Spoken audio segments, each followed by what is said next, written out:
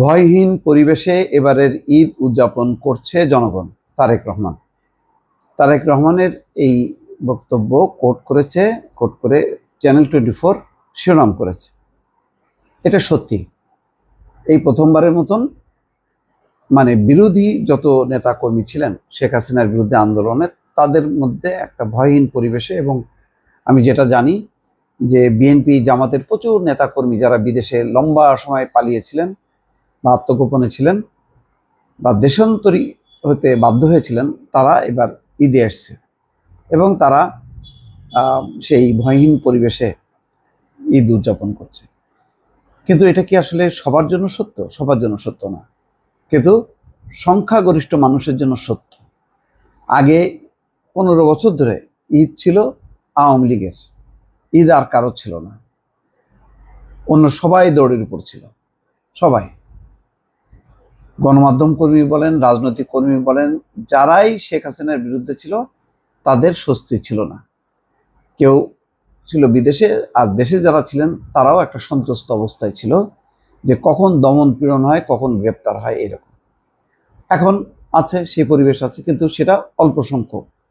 আওয়ামী লীগের দুঃশাসনের সঙ্গে যারা জড়িত ছিলেন তারা আছে এখন দৌড়ের উপর, তাদের জন্য ঈদ না, এটা ঠিক। ফলে এটা সবার জন্য ঈদ এটা আমি মনে করব না। ওই মানুষগুলোর জন্য ঈদ না, এবং ওই মানুষগুলোর জন্য ঈদ হওয়া উচিত না। 15 বছর ধরে তুমি অত্যাচার, নির্যাতন, লুটপাট করবা, আর এখন সাধারণ জনগণের মতন তুমিও নির্ভয়ে তুমি ঈদ উদযাপন করবা না, এটা হবে না। এটা কোনো দেশেই হয় না। অপরাধী যারা, তাদের ঈদ থাকে না, তাদের আনন্দ থাকে না, তাদের একটাই ঠিকানা, সেটা হচ্ছে কারাগার। তো সেই কারণে আমি তারেক রহমানের এই বক্তব্যের সঙ্গে পুরোপুরি একমত না। হ্যাঁ, সাধারণ জনগণের জন্য ঠিক আছে, এটা একদম সত্য, কিন্তু ওই দুষ্কৃতিকারীদের জন্য ঠিক নেই। আজকে দেখেন, এই 15টা বছর লম্বা সময়, বারবার বলি, এত লম্বা সময় শেখ হাসিনার সুযোগ ছিল যে আস্তে আস্তে 1/11 বা তার আগের যে 21শে আগস্টের কথা বলে, এইরকম পরিবেশে ব্যাপক একটা দূরত্ব তৈরি হয়েছিল, এবং একটা বিএনপির সাথে তাদের একটা যোজন দূরত্ব তৈরি হয়েছিল। কিন্তু ভাই, এটা রাজনৈতিক দল, তাকে তো বলতে হবে তো যে এটা তো শেষ করতে হবে। শেষ মানে কি আপনি নিশ্চিহ্ন করে দিয়ে শেষ করবেন? দেখেন, বিএনপি তো বলতে পারতো, তার প্রধান দাবি এখন হইতে পারতো যে আওয়ামী লীগকে নিষিদ্ধ করতে হবে, আওয়ামী লীগকে নির্বাচনে আনা যাবে না। কই, বিএনপি এখনো পর্যন্ত ক্ষমতায় নেই, কিন্তু তারপরে তারা বলছে যে না, দল নিষিদ্ধ করা যাবে না। আর যাদের বিরুদ্ধে কোনো অপরাধ নেই তারা নির্বাচনে অংশ নিতে পারে, তারা কেন পারবে না? একটা গণতান্ত্রিক দল আর একটা গণতান্ত্রিক দলকে তো বলতে পারে না যে তুমি ভাই না, তোমার আমি অধিকার মানি না। সে যদি গণতান্ত্রিক নাও হয়, সে যদি গণতান্ত্রিক অধিকার চায়, তখন তো তাকে সেই স্পেসটা দিতে হবে সব মানুষকে যারা অপরাধের সাথে যুক্ত না। অথচ যদি আজকে আওয়ামী লীগ এই জায়গায় থাকতো, কি বলতো? প্রথমেই বলতো যে জামাত বিএনপিকে নিষিদ্ধ কর, তারপরে আলোচনা। সেটাই তো করছে, অলিখিতভাবে নিষেধাজ্ঞা দিয়ে রাখছে না 15 বছর, যাতে তারা নির্বাচনে অংশ না নিতে পারে। কি করলো তারা? এই যে লাস্ট আমিরামি নির্বাচনে বিন্দুমাত্র চেষ্টা ছিল?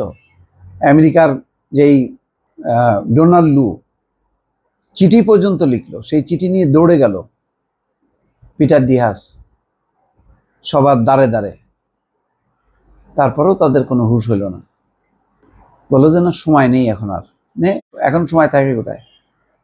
কই এখন খুব ব্যস্ত না? কোথায়?